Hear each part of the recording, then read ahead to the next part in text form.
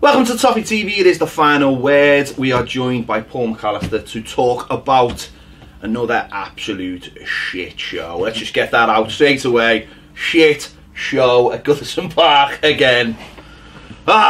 This video is sponsored by OneFootball. OneFootball's app makes it easy to find scores, stats and the latest news all in one place. To download the OneFootball app, click the link in the description. You can find all these amazing results that Everton seem to turn up with every single week.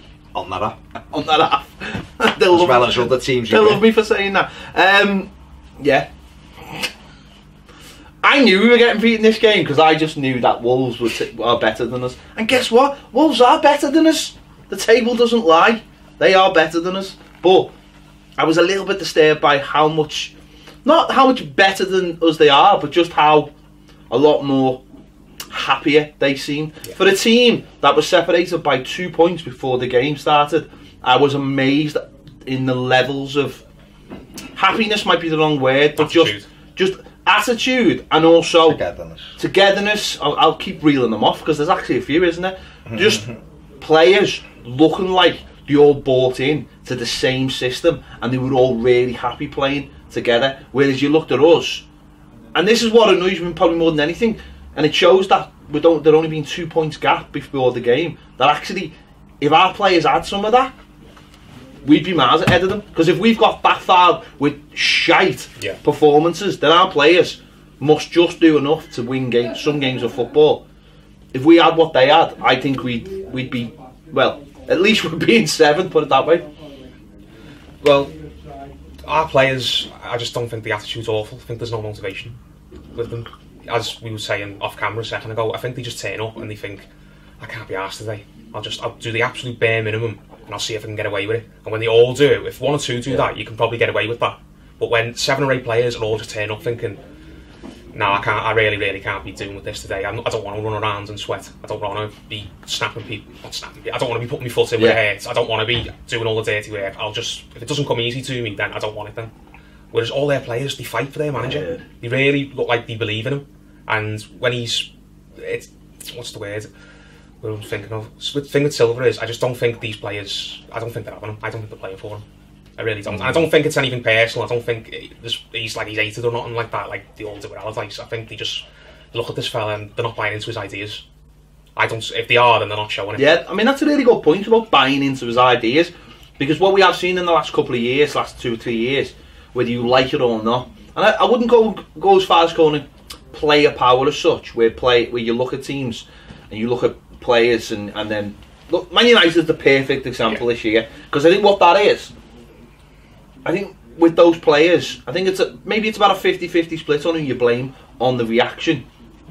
But I think most people go, they fucking hated playing under Mourinho because he suffocated the way they all want to play, and you see that now. Some people will believe otherwise. Some people go, they should have done that but if the manager's tactics suffocate what you want to do, and I'm not saying it's the same for this manager that we've got now, but if players don't enjoy playing a system, you can feel it. And when they get a new manager, sometimes who lets them play, it's lifted. You've seen it loads of times. You've seen it at Chelsea when Mourinho was left and they went on and won the Champions League. Sorry, when he left and you know they were 13th, and you've seen it with Leicester a little bit. The second season, the season after they won the league.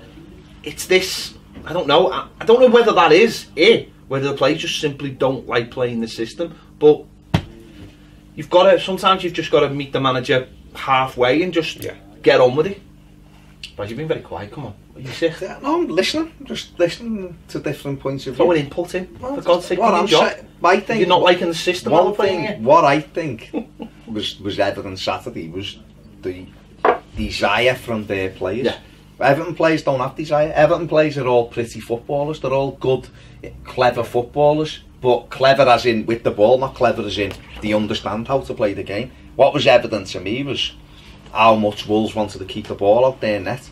They made sure they got blocks in. They made sure no one was free off corners and set pieces. Yeah. They were all this man-to-man zone at Wolves mark zonally at Saturday, but they made sure they won the first ball. And if they didn't win the first ball, he made sure everybody got on the second ball. Whereas Everton don't. Everton just... It's almost like we've been told to do this thing, so we'll do this thing. And if there's a variable in that thing that they've been told to do, they don't respond to it. So they all line up brilliantly on the zones like they're supposed to. But if you run off, well, the manager never told me that you were going to run off, so I'm just going to leave you. They don't go, well, Paul's running, I better go. And we saw that with the, I know we'll come on, but we saw that with the second goal. Someone does something different and they don't know how to react. And we saw it at Millwall last week. Yeah. Three goals, 3 times someone ran somewhere else and we didn't respond. And that, watching them at the weekend, there was a clear message. Not, listen, the manager's all that on the line, great, brilliant, but all the lads who had the gold shirts on at the weekend, for them, they all knew what they were doing and they all made sure. And the biggest one was Conor Cody, who used to be at Liverpool. He was the biggest one. He was man of the match. He organised them. He was screaming. He was dragging people into position. He made sure he got his head on it. The kids should have walked. There was a foul on a booking, but Lee Mason's a gobshite, so that's never happening. But in general, he was the one driving them on and making sure they put... When do you ever see an Everton centre-back get the line, pushing people out? Well, none of them. No. They just had their head down and they're that worried, excuse me, about doing their own job. Yeah. They're not caring about anyone else either. And I think there's too much of that in our team. They're all thinking about themselves. Yeah. And it was very evident Wolves didn't. Wolves all were buying into, apart from when Raul went down, and no one gave a shit because they knew he dived when they got to him. But no one even went over to him. He was just like, oh, not him again. But in general, they were all together. The fans buy into it, the coach and staff and the manager, and it was a bit of a chalk and cheese. Where do you put the blame, Paul, for this at the moment? Do you look at the manager squarely on, or the players, or a bit of both? It's a bit of both, yeah. But this group of players is better than what it's shown. To be honest, this group of players should be 7th easily. You've got a lot of players there who played for big clubs and have done alright at big clubs. They should not be getting had off by the likes of West Ham and by the likes of Brighton and by the likes of Wolves who we've lost to. We've shown how good they were when they played that lot in the derby. That's how good Everton can be with this squad of players. They can compete, but as we've said, when they turn up, I just feel like, you know what, I can't be bothered today, or I'm just going to do what the manager told me, and I'm not going to be proactive. I'm just going to be reactive.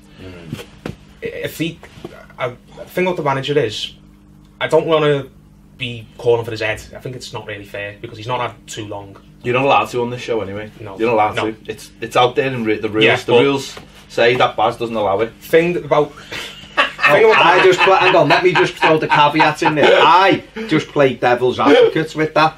I'm saying, if you call him for his head, who do we get in that? Why will it be different? I know you're not saying that. No. So back to what you think, just him being it. What I mean is, I don't think it's not fair to just say, oh, the manager's all this, he's crap, he's rubbish, get rid of him. I think he deserves some of the criticism he's getting. Yeah, 100%. He does. I've seen some people saying, oh, get a grip of yourselves, like, oh, I bet you can't wait to boo at the end of matches. It's like, oh, yeah, do you think people... At the end of matches? The first minute, the second minute, the third minute? I've read a few people saying, I bet some of our fans go the game wanting us to lose. And I hate stuff like that. I don't buy into that. That's just people wanting to be miserable for the sake of being miserable. But one thing I'll say about the manager is, I don't think the message is not getting across to the players. And if he can't communicate to the players what he wants them to do, he might have it all up here, but if he can't get it out here, can't get it out of his mouth, and it's not sinking in with the players, and it's been 6 months, then is it ever going to sink in with them? Really? I'll tell you what I noticed a big difference between us and them on Saturday.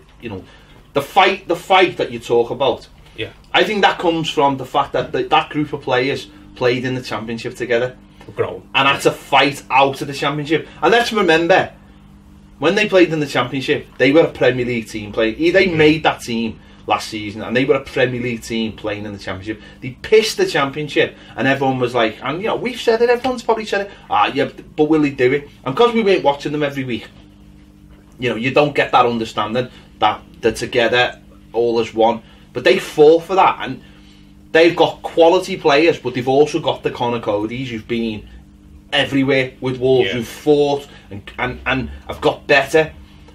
We've got a group of players that, in all respects to them, they're all good players that weren't good enough to get in someone else's team. Yeah, all of them, apart from a couple like Pickford and Sigurdsson. No, Sigurdsson wasn't good enough to get in the Spurs team. Let's get it right. We got him from Swansea, but he wasn't good enough to get in the Spurs team. No. Listen, I'm fucking Sigurdsson's biggest fan, but I know that Gomez wasn't good enough to get in the Barcelona team. Dean wasn't good enough to get in the Barcelona team. Mina wasn't good enough to get in the Barcelona team. Zuma isn't good enough to get in the Chelsea team. Yeah. Keane we bought from Burnley. Baines we've always had. You know, Walcott wasn't good enough to get in the Arsenal team. Alright, Bernard was on a free transfer. So that's what we're talking about. We're talking about players who aren't good enough to get in the top teams that have come to our place and don't have to fight. Yeah, they've all come from different backgrounds, haven't they? Yeah. Walcott, why is he anywhere near the first team?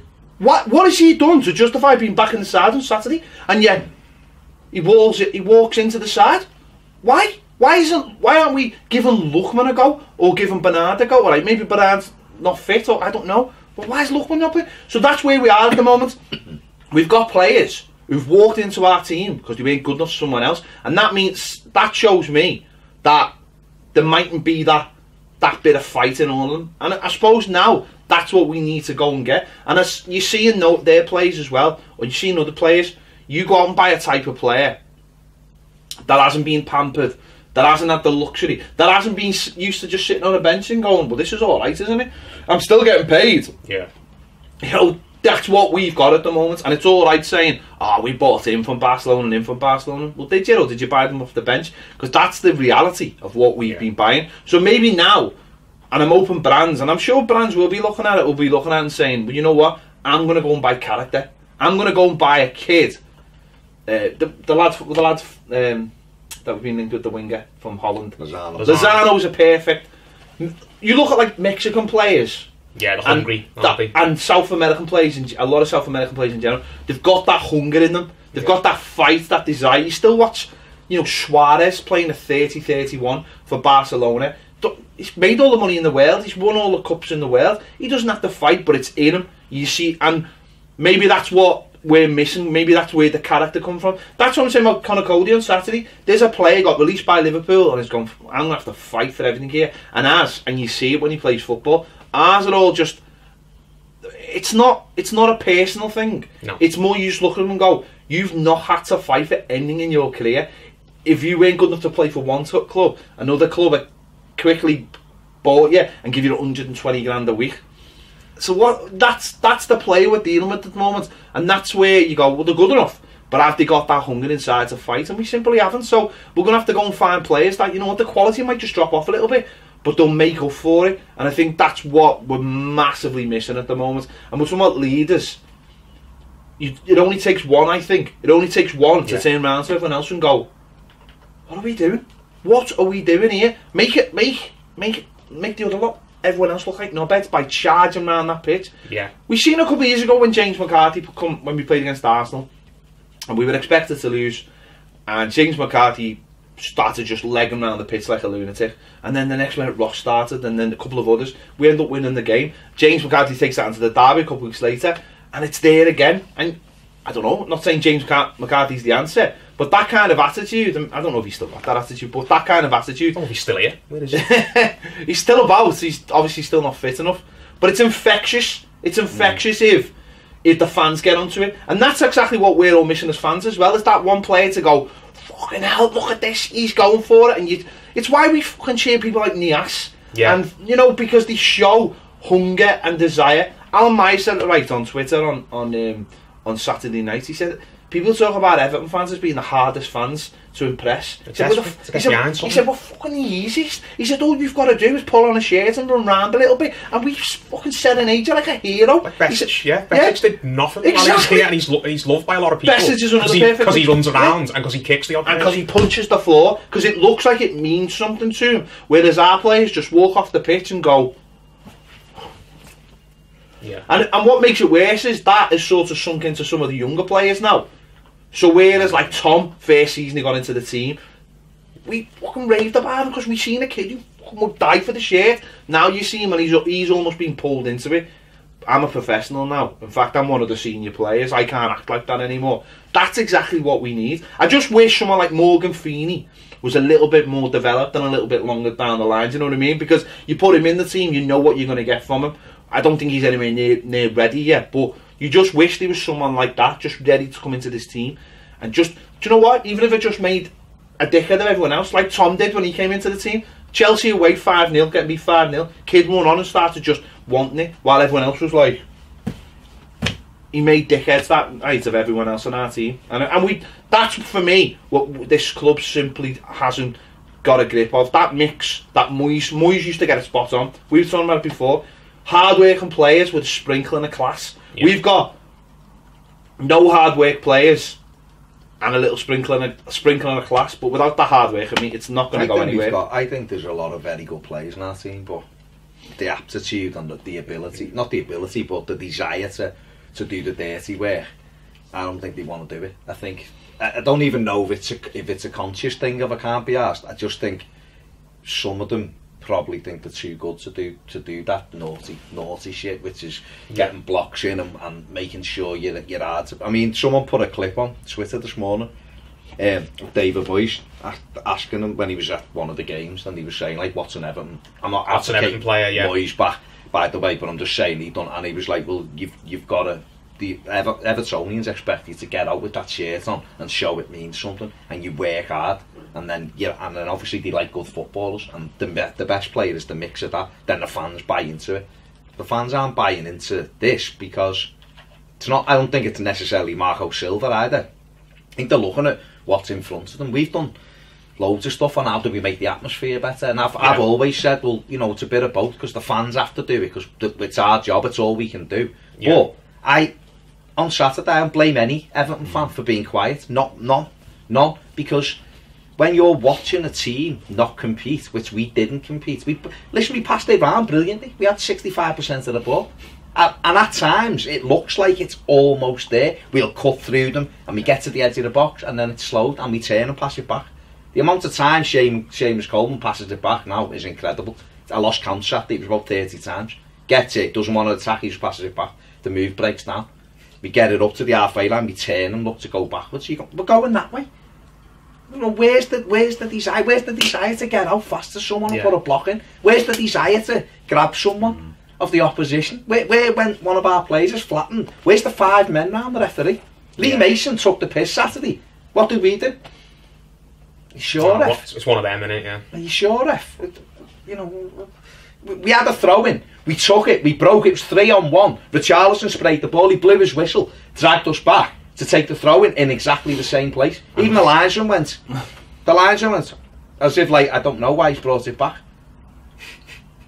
And he couldn't answer it. We broke 3-on-1, it was 1-1 at the time in the first half. Yeah, we took a quick throw in, switched. Richarlison went past one, switched it out wide, Walcott was in, and he blew the whistle and brought it back for us to take the throw in, and not one Everton player surrounded him going, what the fuck are you doing?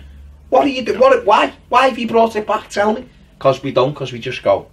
That's just something I think, again, it's been lost since I think Moyes went. One thing that sticks out, do you remember, was it in that game we got 3-3 with United, where we were 3-1 down? Yeah. And we got it back to 3-3, and then we were charging forward to get forth. And then the referee blows up the minute Chad's just getting ready to have a shot, and Moyes and Steve Round run on the pitch and scream in his face, going, what the F are you doing? What are you doing? You wouldn't be doing that if it was the other way round. And then he's getting asked about it in the post-match, and he didn't just go, oh no, it was nothing. I was a bit annoyed. He was like, no, that's a disgrace. You've got to let the passage of play come to the end. What's the referee doing? That was the other way round. It wouldn't happen like that. Where's all that? That's when you've just scored 2 goals in injury time. That's why we're our Laurier, we'll just take this point and run off. Like, no, what are you doing? We could have won that game then. What is this official doing? I want an explanation. And there's none of that now. But that's why us as fans, we had that affinity with Moyes. Alright, he had his shortcomings, there's no question about that, but we were also skint, by the way, and I had no fucking money to do anything, but because he would say things that you were feeling, where straight talk, where too often now, you're right, it's like what I say to the players is like Silva said at the weekend, I'm angry, you know, it's all come out today. They know I'm angry, they've seen it, but what I say to you, I'm calm, which is fine. But us as fans, I'd rather no, I don't buy it. That was a disgrace. That's the same as Martin. That's the same as Martin. That's his happy face all the time. It doesn't wash with fans. This is what we did. We did something on this last week on the Tuesday topic on Patreon about having an identity as a club. And I think Jermaine Jenas spoke about it on Match of the Day, saying, "What are Everton now? Yeah, what are they?" And he's at he's absolutely He is, right fair, to ask the question, because as a fan, and I think this is what we've lost since we've lost Moyes. I don't care whether people like Moyes or don't like Moyes. I personally thought the man was brilliant for the club. Okay, I ultimately knew that he was not going to win anything for us. But if you think about what he did, and what we're doing now, it seems like it was good times. But it was that idea that he knew how to tap into the fan base and knew what the fan base wanted, and sometimes knew what the fan base did. But sometimes he went against the fan base on purpose, almost to go, I'll show you who's boss here. And then when he got it right, fucking used to take his. Remember we talked about this last week? Anachabi, when brought Anachabi on and he scored, and all the fans were moaning. He took his coat off and started lashing it, and people were like, "Fair enough, you've made us look like dickheads here." But that's that idea of going, do you know what? Like City on Wednesday, if you've got a manager who's been around the club, or there's people at the club who know how fans feel, you will put James McCarthy in the team, and you'd go, I know you're not fit, lad, but get out there and fucking just get these fans on side. Get these fans up. Sometimes that's all you need to do as a manager. You forget about all your principles and what you want to do, and you go, just get out there and you fucking hit one of them, and then you tell into it the next one, you tell into the next one, and you tell into them. And if I see fucking one of you hit the same, make 2 fouls in a row, you fucking had it. You hit the next one, you hit the next. That's what shite off managers do a lot of the time. Imagine Neil Warnock, he probably goes, play some good football. No, I know it's not a great example, but he's desperate for points. So he goes, you hit him. Don't hit the same man twice. Don't get booked. If you do, that's it. You calm down for 10 minutes and let someone else. Could you ever imagine that happening at Everton now? And that's exactly what's needed. Do we want to do that? I do want to do that. I would love James McCarthy to start Wednesday and just the first thing he does is not go through someone, but just fucking get into someone fairly. And then everyone gets up then from the first minute. Whereas at Goodison at the moment, it's just plod, plod, plod, plod, plod, plod, plod. No tackles in. There's no moments that get you excited. The football, let's get it right. The football is shite as well. Forget about getting beat. Our attacking football is shite. No. It's boring. It's slow. They showed on Saturday that if you've actually got good players, they can make those 4 passes we make. You can do that in 1 if you've got a good player, and you switch quicker than what we did. We go boom, boom, boom, boom. Oh, it gets to Seamus Coleman. Let's go back again. Whereas they just got players in midfield who just didn't even have to look. They knew they had runners on every time, and they just played it over the top. Only what we said they'd do last week, because that's what they do. Yeah. They play the way they give it to Neves. He switches it right or left without looking, and they have the 2 wing backs coming in down the angles. But they've not changed. That was what they'd done day 1 against us. They were wide open day 1, and I thought better team had smashed them, but they've dug in and they've done brilliant. And you're right. We've got our identity as us, but as Evertonians, I don't know what we want, and I'm an Evertonian.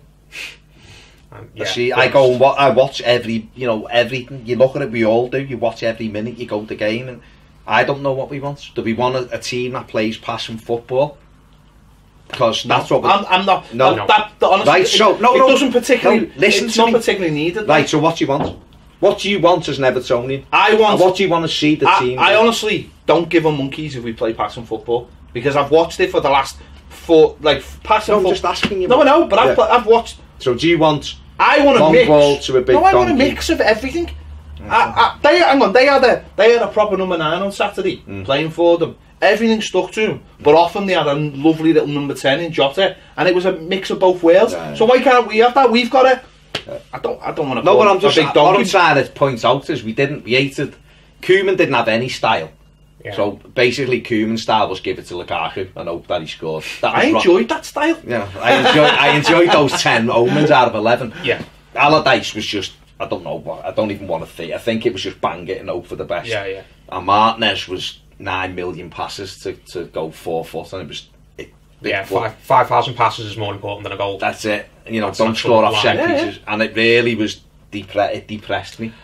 And now, I liked the way we played in October and November with this fella. I really did. We were fast. We won the possession the most in the final third. We pressed the most. We were getting the ball back. I don't know where that's gone. In 2 months, that's evaporated to like you say, it is Martinez shite now. It's just. the style of play, again, I'm not dead set on having a specific style of play. I don't give a shite if we win every single game 1-0 and the goal is just a scramble off a corner. I don't care as long as we win or we get a positive result. Do you remember the season we finished 4th? Under Moyes, we played some of the worst shite you've ever seen. Like Marcus Bent just running around chasing shadows. You also played some good football. We played some good stuff when Gravison was there. Then when Gravison got off, we had no creative player. Well, that's it. Well, we did what we needed to do to win games of football. That's all we did. Yeah, we didn't do anything for the sake of doing it. There was everything we did. There was a reason for it. Yeah. The reason why I'm asking is because people get stuck on styles, don't they? So you go, oh no, well I don't like that kind of football, and you go, well, what is it then? Well, you're right, because that's what I like. I'd like to see a bit of both. I don't mind us playing a long ball, and we've got a quick striker running in behind. Gets fans off the seat. And when are you last off your seat? I bet you're on Saturday when the ball got flicked into Toffee and you didn't get off your seat because it was Gomez was doing something our midfielders don't do, running and smashing one in. Obviously when he left his foot we were off our seat. But how many times when Everton break do you sit there and go, this is going how's this going to develop? Or you know, when Walcott went through I was just like I didn't expect him to score. But for Arsenal, at least you should think the keeper there. That was his trademark. Slid in, think the goalie, and it was a goal. On Saturday, I knew his touch was terrible.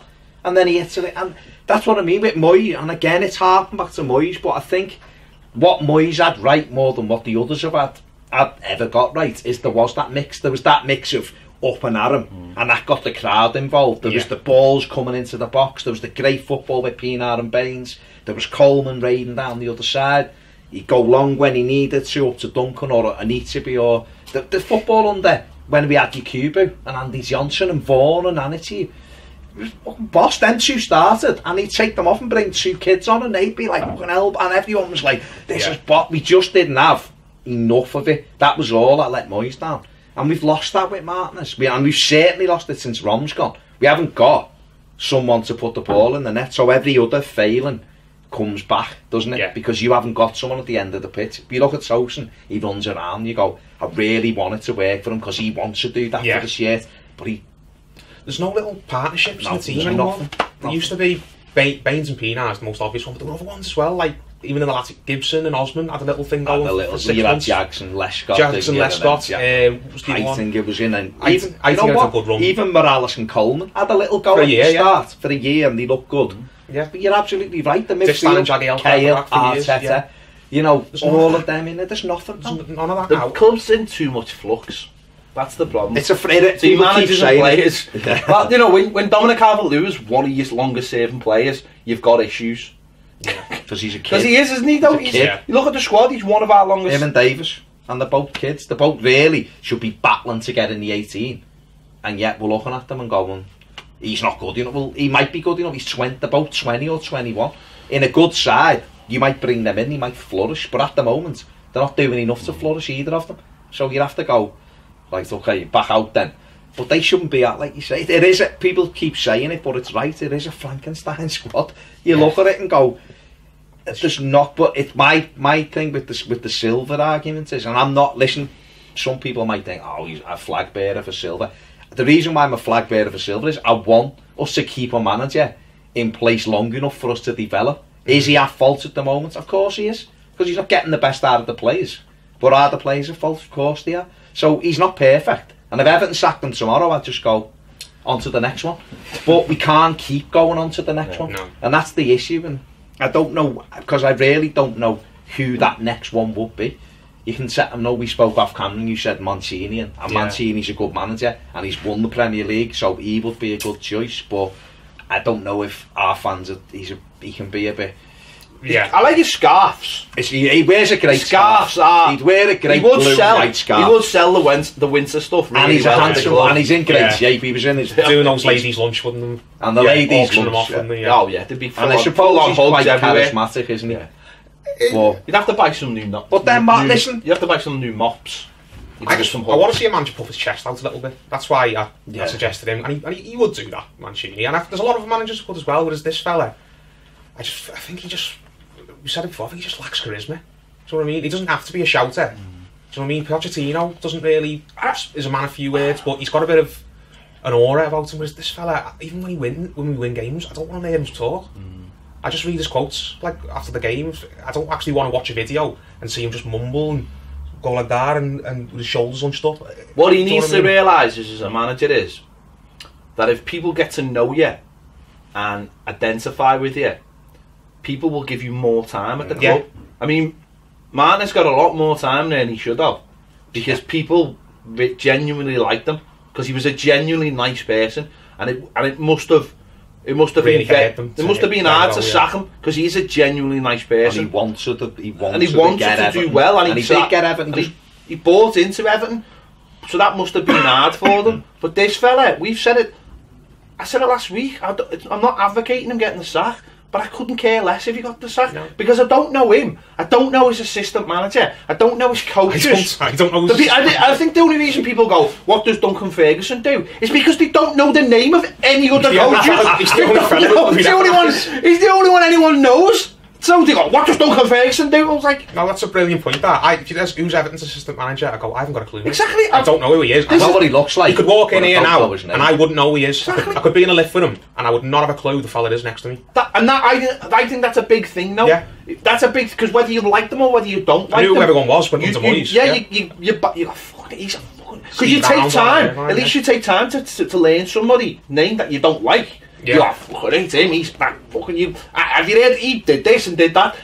Honestly, and that's the problem I have, and that might be just me, but I know it's not just me. That if you don't buy into somebody, that if they don't sell themselves, he comes out in interviews and he says words, and afterwards nothing sinks in. Nothing sinks in, and it's like I look at him and I don't see that. I just don't see anything that connects him to the club, and that's what makes it worse. That's why it would be a very, very easy decision to just go, "Come into my office, please, mate," and leave, and you're gone, and that's it. And it'd be like, here's a few black bin bags, get your stuff, because you've got to sell yourself to a football club, and if you don't, then that's why they fucking love him, because he buys into everything. But one of the things that he did, and we've said this a few times, is he stood up to the fans and went, "Hey, why are you getting off? Yeah, I'm the manager of this club. Don't be, and everyone went, oh, I like that. I like that means he cares. That means he cares." Where did you hear these little sound bites about Silva, where he goes, I think there was one in the last couple of days, he goes, the fans will have a big part to play again if we beat Man City or something like that. No. Tell the fucking fans, just fucking sing. That's what you want. Don't go round the houses. If you want the atmosphere better, come out and tell us like a man, and everyone will go, fair enough. Conte did it at Chelsea. Exactly. Conte's one of the more popular managers the past decade. Exactly. They've got managers who won more than him, but they like him and respect him, because he came out and said in so many words, the atmosphere's here shite, you need to get, they were falling in love, he's going, come on, get up, what's up with you? Of course. And they all thought, you know what, this fella, he's like, Of course you'll have fans who'll say, who are you to be telling us? Yeah. But there's fans who'll who'd have a problem with you even if you was top of the league, so it's not an issue. That you're absolutely stick out your chest and say, I'm the manager of Everton Football Club, and this is how it's going to be, and this is where we want to go. And this lot at the moment is not doing what I want. So you wouldn't say it like that. But if you want the fans to come to the game on Wednesday, be fucking tell them then. Don't go, oh, you fans, you can be great when you want. Messi said it last week for Barcelona. For fucking Barcelona, if we're going to win this game, we need the fans, and they won it 6-1.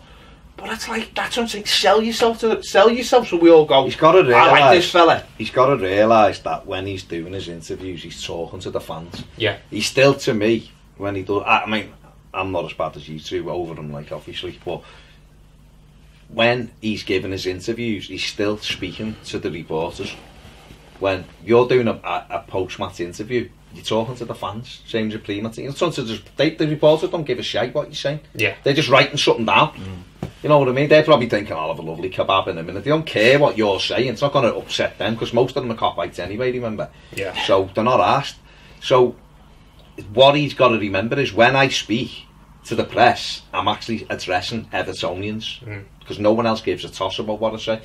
So that's where, especially when you're talking to Everton. Yeah. Do you know what I mean? When you're talking to like the website things after the game. What you've got to sell yourself then and have a bit more. If I was him, I'd I'll be saying to the Everton website, I'll do a 20-minute interview with you today on what my vision is. Because I want to get my message over to these fans, a proper thing, and say, like, this has gone wrong, and we're doing this about it, and this is happening, and we need to do this. And I know who we want to bring in the summer. We've got our targets, and already Marcel's working on them, because then people look and go, all right, so he's trying to. We all can see that that's crap, and he's trying to address that. We're all wondering about the summer because we just let a window go without bringing any money in, but he's just told me that he's got 4 or 5 positions identified that he needs. So all right, at least he's thinking ahead, you know. And if I was Silver, I'd be saying that maybe now's the time to look at different formations and see whether we can get different players playing, and can they play their way, can they show me they're good enough to play for this football club over the next 3 months. And us as fans then might go, all right, this is crap, right? But he's looking long term. He's got a plan. He's got a bit of a plan. Because I think at the moment, the games are going by, and we are all starting to wonder now, going, is he just winging this? Is nothing going to get better? Or is there a bigger picture to it? And that's what I'm saying about when I'm playing devil's advocate over it. If you get rid of him, who do you bring in? It's because what we have to be very careful of, we've already, some of these players have had 4 managers now, and they've been shite for all 4 managers, right? So that alone tells you that it may not be all the manager's fault. If you're shit for 4 managers, maybe you're shit, Paul. Right? If you're great for me and you're shite for Ped, then maybe there's a problem with you and Ped. But if you're shite for 4 people, what can be the reason? Yeah, but there's less of those players now. If I'm going to be devil's advocate, there's only Seamus Coleman really in the team, and Baines. No, I know, but there's only them. There are Michael Keane. 2 managers. Well, I don't count Farnsworth. No. I don't count them. I look at that as a season as a whole. I look at seasons rather than managers. Okay, well, Koeman and Allardyce he wasn't brilliant for. That's because he's not brilliant. He's been up and he's down. A very average. He's been up and down this season, hasn't he? Jordan Pickford, has he been amazing? No. Not this season. Great last year. Hasn't had a good season this year. No. So all of it's personal standards. You look at those plays and go through the things. You go through and go to Jordan Pickford. How do you think you've done this season? And if he goes, I've been good this season, I'd call him a liar. I'd say, because in some games you've been brilliant. You were great at Huddersfield the other night. You really were. On Saturday, I couldn't blame him. None of the goals were his fault. He wasn't a fault Saturday. But there's been other games. The derby.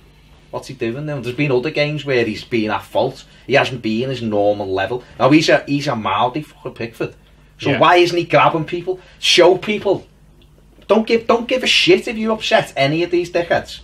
Don't get out and start pulling them up and going, you are not doing your job.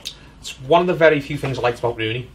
I didn't want Rooney back, and I'm glad he's gone, but that's one thing I did like about Rooney. He would have a go at everyone around him. Of course he would. And he was often the worst person on the pitch, and you think, you're in no position to tell someone to do that. But he was in a position. But he was because he's won stuff. He's won everything. He's won everything. Yeah, and he was still our top scorer. Yeah, whether he was shite or not. That's sometimes he delivered and others. That's where players who've done that can do that. Yeah, they go. It doesn't matter how I'm playing today.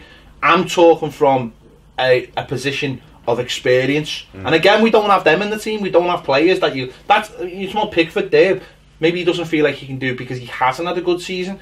But if you've got somebody... Did it ever stop you in any team you played in, moaning or questioning? No, but that's... Never ever stopped me. But that's... And I might have missed 15 But that's what we don't have, though. We don't seem to have any... But that's what I'm saying. Going back to before, that's what we don't have. We don't have a Rooney who's either done it sometime in his career or is currently doing it right now. Yeah. If you had one player this season who would honestly, hand on the heart, could go, I've played really well this season. And it's, yeah, but there's still times he hasn't been brilliant. But you're right. But he doesn't strike me as a player who's going to tell anyone. He's far too nice. Yeah. So again, that's that position where you're going. It's really important. I just think it's massively important in any team. You can have all the ability, but if you haven't got someone who can somehow unite everybody on the pitch, and it's obviously difficult to get it. And again, I think half of it does come down to your upbringing. If you come through these Premier League clubs at academies or these great clubs, are you a little bit, I don't want to say softer, but you haven't, again, it comes back to fight. You've not grafted. That's it. It's that thing of I've had to fucking battle to get it. Like, that's why I love Tim Cahill. Tim Cahill bought his own fucking plane ticket over from Australia, went for a trial at Millwall, and battled his way to Everton and knew that. And yet you don't like Jason Keaton. Coleman should be that. I used to score past the train all the time twice. Coleman should be that, because I read something about Coleman where he got released from the team he was in Ireland, didn't have the heart to tell his dad that he was getting effed off basically, and just said no, I'll just be at training Monday. Didn't go to train for weeks, got himself a new deal, and has come up the hard way. 60 grand to Everton, just some scout took a punt on him. He should be that, but I don't know whether the leg break scarred him mentally, or it doesn't help when you do that to your own fans as well, I find. No, but those things don't. I know we still love them, but it's those things. I've seen it on Twitter over the weekend. Is Seamus Coleman still doing that? When he's doing that, at least that's a sign that he's heard the fans and he's bothered by what the fans think. Yeah, that's a good point. Do you know what I mean? Then you've got to produce. Yeah, true. It's a good point. No, but that's a good point, because that goes back to what I've just said. He's listening to the fans. So that's like Walcott then. Plays on Wednesday, right? Scores and runs to the street end and goes. Do you reckon with Walcott, when Walcott goes home, he gives a shite if any of the fans in the stadium said he was Walcott? Does he go home, or does he still live in a hotel? Or I don't know. Because she wasn't here last year. I don't know. She was down south. Up. Well, I don't know, but it's things like that. It's things like that. But all I'm saying what I'm saying to you is, and I love Seamus Coleman as a person, and what he's done in 10 years been great. Is he good enough now to be playing? No, because his form isn't good enough. Do I think he's finished and done forever? No, I don't know. Time will tell. But is he good? You can't honestly tell me he deserves to play at the moment. No. So doing that doesn't help. The same, like I just said with Walcott. Walcott scores. Why? There's no difference than doing that to your own fans. The fans would lose the shit if he done that, and rightly so, because they're there. It's a two-way thing. He's not been here long enough though. No, but I don't. Just because you play, well, all right, Jags then. People have a go at Jag. Yeah, fucking should have gone. He's a loser. I've heard. He was an awful captain. Jag Yelker's been amazing for Everton. Yeah. It's just that he's run that. But if he scores a bullet header and he went to the street end, what? Or pointed to his name or said shut up. I just don't think you need to do it. No. I don't think you need to do it. I think if you're playing, if you were Richarlison, people have a go with him. The lad's got 1 and 2. If he gets a hat-trick and then went like that... So nobody's got 1 and 1 for fucking falling over. No, he has. 10 out of 10 for falling over. What I'm trying to say, Paul, is I just think when it's going the way it is, I just don't think doing that helps. But that was a long time ago. That was a long time ago. Not just that, I think all of them, as a team, you went through each one of them, and do you really believe you've played mostly your level? Also, I don't think any of them, apart from Luca Dean, could say, yeah, I reckon I've played at, like, probably... what I'm capable of all season, because I think some weeks Michael Keane's been like that, and other weeks he's been down there. Zuma, the same. You know, you can go through, and I think that's it's like the problem, it's like Coleman talking after the games. He says all the right things, but they're not what you want to hear. Do you know what I mean? They're not. They are if it's once, and then there's the response. Yeah. But he says it, and you go, they're right on this now, and then the next week they go and give a limp performance, and you go, yeah, it was like that in the derby. I read a quote for him when he was like, I remember my first ever derby, it was at Goodison, and we won. It was a hot day, and I remember everything about it. And then I can't believe we've not won since then. It's not good enough. It's embarrassing. And then a few days after that, after giving that big speech, he was one of the worst players. At some point, you've just got to admit that some of the players you've got to just not at it, and it's going to take continual input into the squad, bringing the right players. But I mean, we haven't even really touched on the game, because why would we? But you've got. But the team. I mean, first of all, the Baines situation. I felt sorry for Baines. Baines wasn't. But so why is he starting then? Why is that? I mean, that'll be the player's decision, won't it? The player will have I've got to say that, and I've seen people going, it's disgrace. I fully understood why he tried to play him, because it was about that balance with the left foot. Well, he would have said that was Baines. He had the fitness test, and he must have felt all right, mustn't he? You've got to remember, Baines hasn't played as hard he played this season, though. He's not going to pass up the chance to play. No, I'm not. Yeah. No, it's not. Listen, I don't even think it's. I wouldn't blame Baines, and I'm not even blaming Silva. I just think it was a gamble. It didn't pay off. It didn't help that he was up against, and he was up against a powerful, quick lad. Good lad in good form, and he had his kicks off for that penalty. That was from the very start. They flicked the ball over his head, and then once he got in the. Do you think he didn't slip him because he was wary of giving the free kick away, which was mad, because he then ended up giving a penalty away? Because I don't understand why he didn't just block him off. He lets him go, and he gets another opportunity to bring him down, and he could have got away with it, falling. I don't know whether he was thinking, like Dean give a free kick away in this position last week and we conceded. No, I think it's all just starting too quick for him. Yeah. Do you know what I mean? I think the lads just had him on top. It was right in front of me, and you could see the cogs in Baines there ticking. Yeah, really could. And he didn't realise, because it was probably the first time that lad had gone against him, and he didn't realise how fast he was. And what he tried to get his body, but he tried to get his body in front of him, and he just shrugged him past and got into. And Baines wasn't actually like tripping. Baines, he falls, he loses his balance. He loses his balance and falls. And you could just tell from Baines' reaction, it was almost like a Gary Neville moment. I'm just going to walk off and retire. That's what it looked like. He knew, and I think it was almost like, yeah, take me off now. It was twice after he tried to kick a ball forward on the eldest side. It was almost like he's gone here. Yeah. When he walked off, he reminds me a lot of what the look Jagielka had at Wolves. No one just thinks that might be my lad. Yeah. That might be it for me. You know, I don't think he's quite reached Jagielka. I think we will see Baines again, but he had that bit of look of resignation. He was unfortunate. It was a pure mix of not being fit and the first time that lad had to go over him, and it was just like.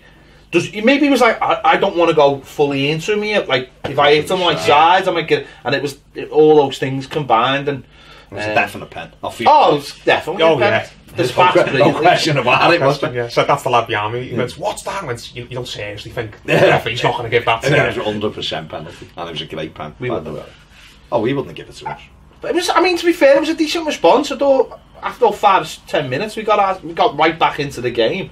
And the goal was a great goal, and I mean, very rarely do you see any of our centre forwards just drop into that space and have a player that actually runs past them. We have players who drop into spaces, but there's never that player who wants to go past them, and that's something we've missed desperately. And this is when we're sitting here every week about Sigurdsson and saying he's not a number 10.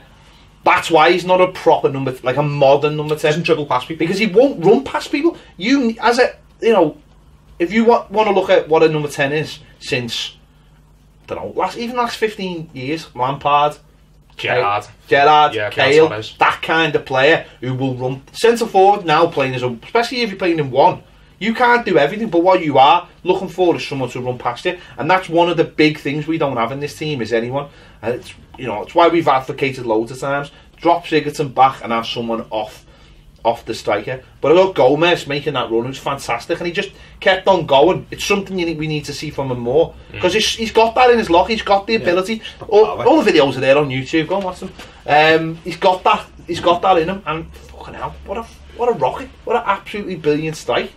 It's just sad that we end up getting beat 3-1 and that won't be talked about. Everyone forgets about it. Worst example of that, Jim Howard scoring that kick, and no one talks about it because we lost 3-1. But if we'd have won that, that would be my favourite Everton goal ever, and I've never watched it back to this day for that reason, because we did not win the game. We were winning 1-0 as well. No one will remember that goal from Gomez now, because we didn't win. Yeah, and it was an absolute screamer, and it was a brilliant bit of midfield play, and he done brilliantly getting past him, good control, and smashed it in. And he has centre forward play as well, though. He was. The thing with Soapson is he's intelligent like that. Because he's a proper striker. Yeah. It's just that there's other elements of his game that aren't. But let's be honest, it's not like we create loads of chances from he misses them. No. It's just that he's stuck in the in-between. I think Tosin is like... Never gets the ball in the box. No. Never. And he's that kind of player. And he's a finisher. That's all he's a finisher. I want to see him in a 4-4-2 with somebody. Or a 4-4-1-1. Yeah. Or a 3-2-3-1-1.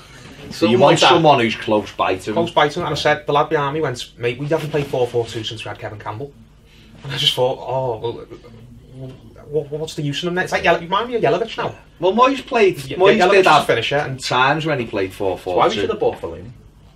I'd have had him. I'd have played Fellaini in that spot. I know he's gone over there for the money. The striker. Off the striker. I really... That's the way Moyes did it. Pickford could have been arrow and then balls into his chest. Whether you like it or not, there are certain things that Evertonians like, and I couldn't care less if people go, Fellaini. They're the kind of people you need in these situations. Let's not start thinking about fucking dog's bollocks when we're not. Yeah. In that role, that's where you need someone who's either like... I thought Jota was brilliant for them, and I was talking to a Wolves fan, and he said, he'd been like shit. He said, but the manager started playing him in that role, and that's why we started looking really good. Because now Jimenez has got that foil, so he's not on his own all the time. And that, they've got a big lad up front he's a little bit more mobile than Cenk is, but they had that buffer. Someone running from the midfield, and you've seen that for their second goal. he's got the ball, and Keane doesn't have a clue what to do with him.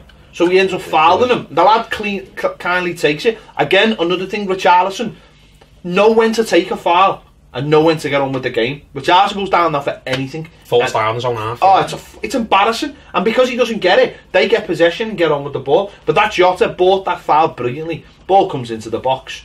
I mean, we don't mark, so what's the point? But that's what the difference is. That's what a lot of these teams are doing and we're not as well. It's having that man who plays between the striker and the midfield and just runs between the two. Midfielders don't know whether to pick him up. Centre-backs don't know whether to pick him up. We've got the players. That's what makes it annoying. We've got Bernard who could do that, I think. We've got Lookman. I'd love to see Lookman do that. I think Theo Walcott could do it. Because I think he's got the pace and the movement. Walcott. He's wasted out wide because he's not a winger, is he? No, he's never been. So if you put him out wide, you give him the ball, and he always wants to come inside to play a 1-2 because his movement's that good. But everyone stops. So you see him run across the line, he gives a ball, and then we turn and go back. So you just look and go, what are you doing, Walcott? You're not going wide whipping crosses in. He wants to be running in between. So again, that's probably this the other thing. The manager, if he's gonna stay and gonna make a fist of it, he's got to start finding the best solutions, as he says, for these players. Walcott right wing isn't working. It's not working. He's not involved. So where could he be involved? And he's quick. Could he play up front? Could he play off Tosin? And then we get someone running in so Jen can flick stuff and he's in. It might be how we have to go. It's got to change, hasn't it? Formation's got to change. Formations. I can't think of a single team who that formation works for in the mid-table. I've got to be 4-3-3 or 4-4-2.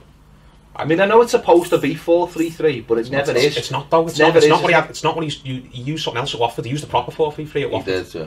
Yeah, and if you look at the best teams like Liverpool and City, the top two, they're the best teams at it, aren't they? But they play genuine 4-3-3. Three forwards. They've got three two forwards. wingers and a forward. No, either side in the middle. They've it's got three forwards. Three forwards and all in the box. And three midfielders that go like that. Not that go boom, boom, boom, boom, boom. And again, it's because it's a poor mix of our midfield. We've got a poor mix. But again, I go back to the three at Burnley, and I know it was Burnley, but the three worked. The wing backs worked brilliantly. Gomez and Sigurdsson worked brilliantly, and then because we had wing backs, the wingers we had on the pitch were closer to the centre forward that day, and it was a proper three. So, if you think of that day, because Walcott was so high up the pitch, he got in a few times with the little 1-2. He had that one where I know you think he shot and he may have done where Calvert-Lewin, and that was literally him touch into Calvert-Lewin back across, and Dom almost scored. And Bernard was coming in that over Richard. So if you played them close, that's what it's supposed to be. But ours, it goes back to Rom, and where Rom was just on his own, and you knock a ball, and he can't hold the ball up. Rom, that was his big weakness. Yeah. So he'd suplex people now by the looks of it, though. Well, he can, but he'd get the ball, and he'd have to wait. Mark Henry. That's it. But you're asking people to wait 4 or 5 seconds with the ball before anyone can get even close to them, and you've got big fellas on them. It's not going to happen. You can't hold the ball and go, just hang on a sec, don't tackle me, just let these join in first. Whereas if you've got people close to you, you can lay a ball off and spin and you're in. You know, that's what the best Liverpool are all about, that. Quick, Man City, edge of the box, there's 3, 4, 5, 6, 7 involved. Whereas and I think we were kind of getting to that stage in October, November, we were breaking quickly. We were cut. Now, it's the one again isolated. Yeah, always in no man's land. No man's land. The other two Liverpool area, and you go, why is no one near our centre forward? Yeah. Or people get on his back because he can't win it, because he'll get it and then the tackle comes in, he's lost it, and it's like we're overcommitted, and it's that. They're all just different moulds of forwards, though. You got Bernard, who's little and not particularly pacey, is he? I mean, he's not slouched. He's not slow, but he's not rapid. No. Whereas Walcott and Lookman are. Richarlison's quick, but he's well built as well. Do you know what I mean? He'll go past people. Whereas Bernard, not really. If we're going to play 4-3-3, we're going to need 3 forwards who are all in sync. One over the can't all just be different moulds of player. Can't just have a traditional number 9 with a little skillful winger here and a really rapid fella on the other side. They've all got to be sort of in the same mould. They've all got similar attributes. Do you know what I mean? They're all near enough the same in terms of pace. They're all near enough the same when it comes to going past once. They all get like a similar amount of fouls each. Do you know what I mean? Can't just have them all doing their own thing and just say, all right, you just go out and do your thing, you go out and you do your thing, and you go out and do your thing, and we'll just hope it all clicks. I think you can mix it. I think it's good having the mix, because then teams don't know how to defend it, but you've got to have better quality. It's not going to mesh. What we've got at the moment isn't good enough. No. It does it out for other players as well, because if you're in the midfield, say like Gomez or Sigurdsson, let's say, and one day you've got, so you know, like we were saying about the Wolves team, if one of their players plays a pass blind across the field, they know he's there. If Sigurdsson does that, one day he's got, let's say, Richarlison on the left, and he thinks, well, Richarlison can get that, and then another day he's got Bernard, and Bernard can't get that. How can he consistently keep playing that pass? So, you know, that's the problem, isn't it? It is that idea of, and also the system. Ironically, Bernard's the only one who'd be able to control Ruben Neves' passes.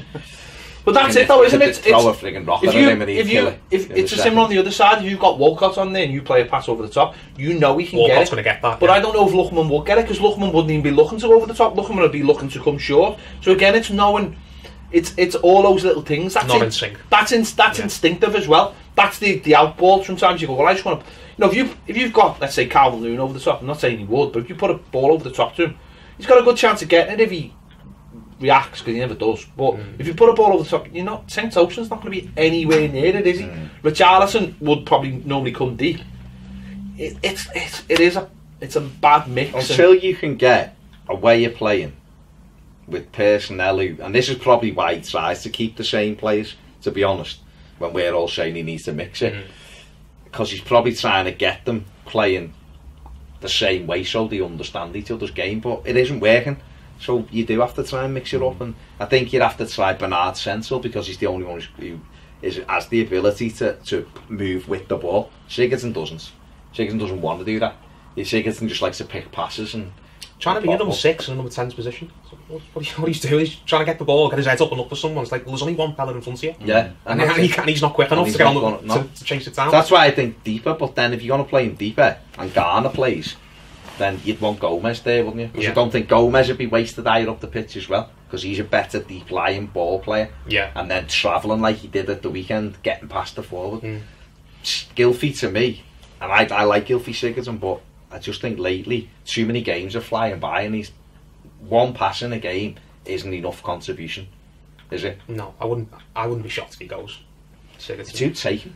Yeah, we wouldn't even get half the money. Not even half. We're not going to get half the money for half the players, though, are we? And he's not going to want. He's on. Doesn't really matter, to be honest. It doesn't. But he's one who, he's not one I'd be saying he's got to go. No, not at all. But if you could move a few of our players who are playing now to the bench, then your level of player goes up, because they're in our team now. But if they're actually one who's coming off the bench into a better team, he'll probably flow better within that team. I just think at the minute he's not playing, again, a bit like Coleman. I just don't think Gylfi's playing well enough at the moment to warrant starting every single game. Now, if he needs to be dropped, then it gives him like, fucking hell, I've got to have a go here. Yeah. I've literally got to pick my game up here. You shouldn't be playing at a club like Everton, walking in on a Monday morning, knowing you've put that performance in, thinking I'm playing Wednesday. You should be going in thinking, I'm going to have to show something to the gaffer here to make sure he picks me Wednesday. Yeah. And I think at the minute, there's too many of our players know they're playing on Wednesday. Yeah, they feel like they've made it. You know, I think from a little club. Pickford's a bit different, because I think it's very difficult to get two great goalies who are bad. And I think Pickford is a good keeper, and he'll get better. You know, there's no problem with Pickford. He'll come good again, Pickford. Yeah, without a shadow. Whether he's still here by the time he comes, whether he's got off by that point. Yeah. Well, he'll have to play better to get off. I tell you what, Unsworth's been talking up, read before, talking up João Virginia loads today. Has he? Been saying that. Well, I don't even know what he looks like, João Virginia, honestly. He's on the coaching staff. He's been talking like saying, oh, he's massively, like basically we can just do what we want now because we know we've got him behind us. Well, that's good, like that. That's good, because he'll be number two, won't he? But maybe like Luca Dean will know he's playing Wednesday because Baines has done it. But everybody else should be going, I don't know whether I'm going to, because did I do enough Saturday? Gomez probably had his best game for a while, but still wasn't the level he was at. No. But others should be looking and be worried and going, I don't know whether he's going to play me Wednesday. And that's the fight then. But I just think maybe too many of them are comfortable. As long as fucking the big show's playing, I'm not asked. Yeah, fucking on Wednesday. But Saturday then what? But you know what I mean? Yeah. You should know that you have to fight for your place every game. every game because few of them will. that keeps the intensity there. Someone like Tosin will have that attitude. Yeah. Do you know what I mean? He looks like he's that. But as you said, then players like Sigurdsson, he'll know he's playing because they'll feel like they've made it. He's played for Swansea, got his big move to Tottenham, didn't work out, gone back to Swansea, and he's probably thought, well, this is my lot. This is my lot in England now. Got his move back to Everton. It's like, oh no, I've made it now. I can. I've made. I don't have to be having worldies every week hoping someone notices me because I've got me moved to a big club now.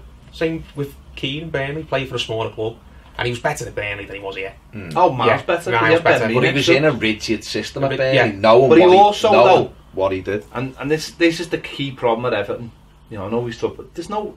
If you're a centre back and the fella you're used to the fella next to you organising everything. Yeah.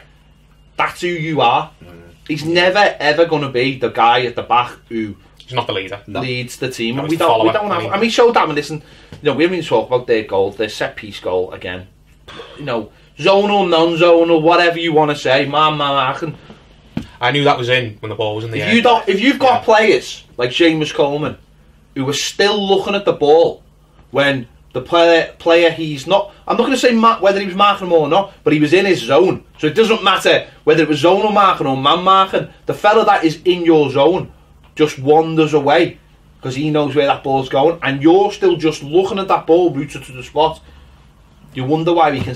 You know, that's why we concede so many goals, because players are just not alive to what's going to happen. As soon as that ball's kicked, I'm thinking. If I was a player, I'm thinking, well, we've held this line to try and make them offside. They're not offside, so move backwards instantly. You know, that was the biggest thing about playing at any level, isn't it? You hold your line, try and get them offside, but as soon as they're not offside, you get back, and you know, Seamus Coleman just stands there. And Richarlison lets him run past him.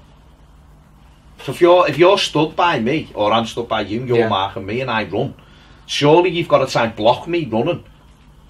You don't just go, oh well, I'll just leave him and just hope he's offside. You go, and he's on the move, and you stand in my way, and if I shrug you off, you go down, the referee might give a free kick, but at least you've halted my run a little bit. Yeah. But if you just stand there and let me run, what were you doing? Why even there? Yeah. And if you were and people can whinge about like zonal and all that, that's fine, but even on a man-to-man, Richarlison and Coleman had Jimenez by them. So even if it was man-to-man, they should have been looking. So if you're man-to-man and you run, you go with them anyway. But neither of them did it. They both just jumped with the foot up after the ball. The lad has jogged and just headed it. And you're like, why haven't you done anything to stop that pattern of play? Yeah. It blows your mind. All our centre-halves are all groks as well. What's the average height of our team? They're about, well, don't know. It's got to be over 6 foot. They're about 6'5". Yeah, they're all not level. Me was 6'5". Keane's 6'4" or 6'3". And Zuma's 6'2", 6'3". Gomez is not a little fella. No. By any well, there's 4. Richarlison's 5'11". He's not tiny. Yeah. Tosin's about 5. So there's 5 men, say, in that box, as well as the goals. We shouldn't be conceding headed goals ever. I know. And we've got so many groks at the back. It is mind-boggling. And that's just a ball into an area. That's a floated ball by the penalty spot. The goalie should be doing better for that.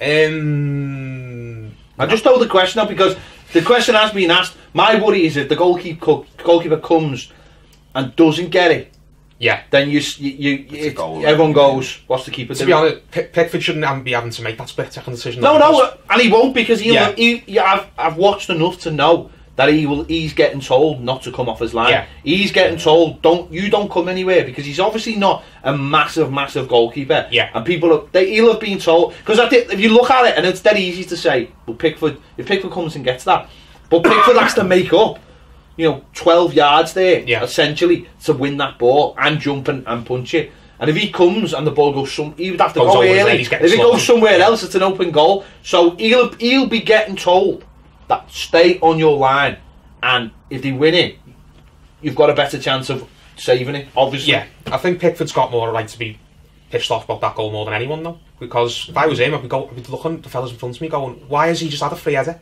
right in front of me? Do you know what I mean? It's not like the ball's come from over there, it's gone over his head and like that. It's right in front. You saw the goal coming, the ball's in the air. That's just that's it.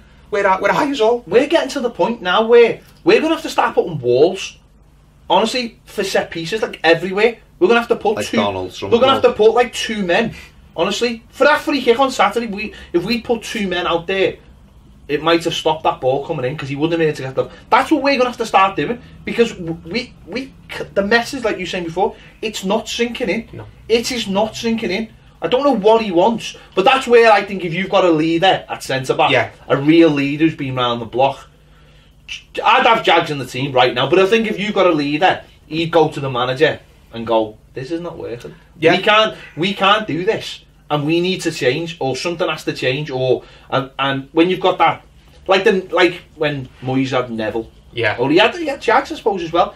It's that relationship with him where you can go to the manager and go, this is not working, we need to do something, and the manager would take that on board. Again, those relationships haven't been formed yet.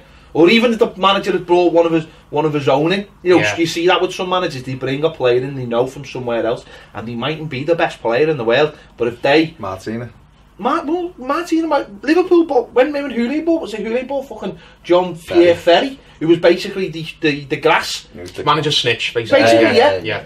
Neville, as Van der Meijden said. But sometimes you need that. Sometimes you need that to get that understanding. Yeah, but we haven't got anyone at the club at the moment. You imagine? I keep coming back to it every week. As a player, why aren't they thinking about the game? Why aren't they thinking, this ball's coming in, this Jimenez is their most dangerous player, he's running, I've got to run with him and put him off? Why aren't they doing that? Must be doing it on the training ground. Yeah, but as a player though, Paul, every time you went and kicked the ball, or you kick a ball, now if you have a game with your mates, you don't wait for the lad, someone watching to tell you to run. I don't think that's how professional football's work, Baz. I really don't. I think the robots. I don't think it's not getting reinforced in there. One thing when Silva came in that I liked at the time, and I'm thinking, what happened to all this? Remember when he was coming in, he'll stop the training session and he'll tell people where to stand, and if you're not doing this right, he'll pull you and he'll tell you off and say, this is exactly what I want you to be doing. Well, maybe this is where you need to be. Maybe our defenders are waiting for him to come on the pitch and go, what are you doing? Where's all that? Yeah. What? So I don't look at him and think, you said to me, in the week Keane got pulled 3 times and got told he's been standing on position. I wouldn't believe it. It's like, do you know what I mean? Yeah. The manager, it don't look like they're being told by the manager, and if they are, also, as we said, it's clearly not registered. Also, I'd love to see the manager go, what the fuck are you doing? Yeah. I told you 3 times, I stopped the game 3 times and told you. You know what I mean? Like that, the manager just yeah, one of them, innit? Just before I have to. You want to see? I mean, always want to defend. We just wanted the players going, what the fuck are you doing? Like, even if it was Pickford, go, what the fuck? And grab an hold of someone and go, what are you doing? Yeah. Why is he unmarked? Pickford did walk out after that goal. He does, yeah. That's what I was saying. Pickford had more right to be annoyed than anybody. He said, why is he getting the free header? The ball into the roof of the net. I know these are things where people go, well, what difference does it make? But it shows you some people actually care what is going on. Like, no, again. I mean, this is the problem. You look at Keane and you instantly understand what kind of person he is. Yeah, anxious. He's an anxious, timid man when it comes to playing football, and that for me is not what is required for what we have. I'm not saying he's not good. He's had a mixed season, been up and down. But what I'm saying is, you look at Zuma and someone next to. You don't look at Zuma and go. Zuma's very laid back. You look at him and go, he's just what he is. You don't. I want someone. I'll say it again. I looked at Connor Cody for them and I thought that's exactly what we need. There was one second half, I don't know if it was still 2-1, we got a free kick, it was a decent ball, but they won the first header and it dropped one of our players, and 3 of their players jumped in front of the ball. Dropped to Michael Keane. Jumped in front of the ball and made sure that ball went nowhere but out of the box. And I was watching Cody later on, because what else was there to do? I was just watching him, and the way they were going up the pitch, but at times he was just dropping off, having a little look, and then moving up again, and just it almost looked like he was working out all the angles. Yeah, like going through all the scenarios in his head of what could happen if this ball went here or there, and just making sure that he could see all the just dropping back, seeing all the sight lines. Just little things like that. Just he was screaming. Intelligence, just a little bit of intelligence, and also just I look at someone like Jamie Carragher, who said he's going to do it tonight, which will be interesting. I tweeted him and he tweeted me back saying we're doing it tonight. So does that mean I have to watch that shite bit in the middle? Never got back to me on that, funny enough. And I look at him and I look at him as a defender, and he's the kind of defender that wins your trophies. Every team needs a player like that who you might look at and go, you ain't a good footballer, but when you mouthy bastard. But when you listen to him now, you realise how intelligent he was as a footballer, and how he knew his craft. Yeah. And I just look at us. Defender. Exactly. I remember a derby where can't remember what score it was, but we were odds on to win, odds on to score, and he never gave it up. And he got back and it hit him on the arse or something. And I remember at the time thinking, none of our players would ever do that. And I look at it now and I think the same thing. We wouldn't have a player that had the intelligence to understand that how a situation is breaking, so he would get himself back on the line. Yeah. I said this about Keane in the summer, didn't I? He can't smell danger. But that's all of our players. That's not just him. Our whole defence. That's reactive, everyone. not proactive. Yeah. Good defenders smell danger. They see scenarios working out and they understand. That's why we had people like David Weir who lasted as long as they could, as long as they did. Dave Watson. Alright, they mightn't get away with it now, but they played till like they were 37, 38. Distan. I'm a big fan. He could probably still play in our team now. Goff. They played the game so long and were leaders that they knew exactly the ball can only break in so many places. Yeah. It can only work in so many ways. You know, if a player plays a certain pass, he can only go one way or the other. We don't have that. We just don't have any defenders who grasp the concept. Look at them. They bought one centre back and it's revolutionised the whole thing. Yeah. Because he understands where that ball's going to be at all times. So he becomes the magnet for that ball. Yeah. So it's just, I'll meet, bang, gone. And everyone else feeds off that. So someone like Lovren instantly becomes a better defender because it's not on him anymore. He can do the other bits. Or, you know, Gomez looks brilliant for them because he's got... That took them almost 3 years to get that. Fans are still ripping him last Christmas. Look at Company for City. Company's exactly the same for City. Yeah. When he wasn't in the team last year, they look nervous. As soon as you come back, calm down. And now all those players that played alongside him, they've taken a little bit of that. Yeah. Taken a little bit of what he's got, and now he's not required all the time. It's hard to. Could be Mina, that player. I hope Mina's that player. But he's got to be given a chance, hasn't he? Yeah. I think seriously Mina is that player. Yeah. But I'm not saying he will, like, you know, he definitely, but I think he's that player that we've got at the club, can come in, get the basics of the Premier League, get the basics of understanding, you know, his English and all the rest of it. Full of personality. Communicating, get his feet under the table that he can, scream and shout at other people. Maybe he's a little bit too laid back at times. I mean, we always, you know, we went to Finch Farm and he's got this tuxedo on and he's seeing everybody's laughing because he was doing a photo shoot for something. And they were like, don't tell anyone he's doing a photo shoot. And he's having a laugh about it and he's got trainees on I wanted him to just be like, yeah, I'll take the picture, I'll look like that and fuck off. He was just dead nice, and every time you see him, he's dead nice. Yeah. We embraced that, where I like, nice one cunts. Yeah, but that doesn't matter. As long as it's when he crossed the white line, that's all that matters, doesn't it? If he crossed the white line and then you seen him, is he an arsehole on the pitch? Well, that's he was getting fucking England, Colombia. He was. Yeah, he was horrible. He was horrible in that game. That's what I want. I want to see that, Mina. Yeah. And that's the Mina. Yeah. I want to see that from everyone. Yeah, I just want to see everyone being like that. I just want to see. I just want to see us defend properly. I want to see it. Enjoy defending something again. To keep a clean sheet. I looked at their back four and they didn't want anyone to score past them. You see that a lot of teams. It hurts them. Yeah. It hurts them when they score goals. Does it look like it hurts us? No, because we're just used to it now. I love watching Atletico Madrid because they love defending. Yeah, they love tackling. They love getting it, putting the foot in. They love just booting the ball up in the air and seeing it go miles away. That's what I want to see. The managers and their managers instilled that in them. Yeah, that's such an important part of their game. That it's you know, you go to some places and you're like, well, we're already 2-0 down. So, you know, they go there and you think, well, you've got to fight to score a goal today.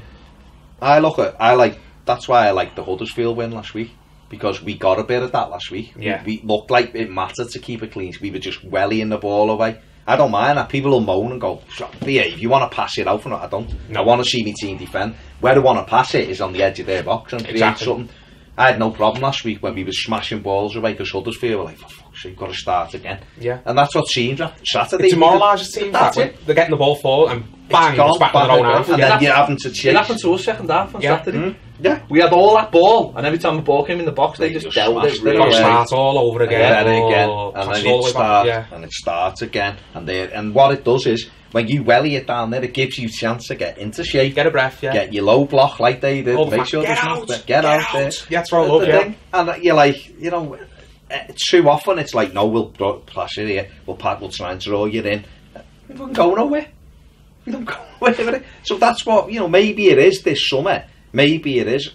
And I've defended Michael Keane, but maybe in the summer, if they can make Zuma permanent, they look for another centre back who. Would you make Zuma? I don't know. I don't think they're making any of the loans. I don't think Gomez will sign. I really don't. Oh. I just don't think he would. I honestly look at him and I like him as a player. Yeah. But I'd look at him and just go, is it worth it? Is it really worth it? And I think it is. that's fair enough. Depends who they've got their eye on them. Brands might go, well, we don't need The fella next to him is going to have to be. It's going to have to be fucking proper at it then. And that's not a go at Gomez. I'm just talking the mix of players. You're going to buy, if you buy Gomez, the player you're going to put next to him, it's got to be at it, really at it, because That's what Marcel's paid for, isn't it? exactly that is what he is paid for. What's he doing? What's he You doing? could get like a Decore next to, not saying Decore, because Yeah. you probably go, but that kind of player next to Gomez, because I think Garner will be open PSC, come back in for a money and all that. If you could get him next to Gomez, then I think you'd have a good mix. Then you'd have someone who can do a few jobs, not just one. Yeah. You'd have Gomez who can play, and then again it's further up, and then that's when Bernard would probably come into his own. It's that, but it's a system again. How do you play it? It's I don't know. That's a question for another day. No, but We spoke long enough. Don't know. We have It's a session. It's a session. the therapy session. Therapy isn't it? session. Should be charging to come in. Got the couch now. The couch is the good, set. You It know. all looks relaxed. It's all It good. does. yeah, Chills, it. I like this couch. It's comfy. Yeah, it is. See, there you go. Me Marsen's the best. There you have it. Let us know your thoughts in the comments on anything we spoke of. Big thanks to Paul. Paul, where can we see you and listen to you? Give yourself a plug. I'll do the fan jury for the Echo. Oh yeah, People don't like that. Don't get that. Forget that. I won't give me Twitter now because you get weird old West Ham fans. Oh, they love a rivalry, don't they? West See, Ham I get fans. weird. I just get weird everything. I had Liverpool fans on this Carragher thing, tweeting me and Carragher going, "We're the best defence in the league. Why do you need to talk about us? Why does everything have to be about them?" I got West Ham fans saying we won the World Cup. Well, they did. They did win the World Cup. But then, The only thing they've ever won. but then they also. I said that, and that went down. Went down very well. They did win the World Cup, but then in 1970 they stole that jewellery in Bolivia. So you know, both ways, doesn't it? Works Let's both go. ways. Finish it. It works both ways. There you go. Let us know your thoughts. We'll see you later.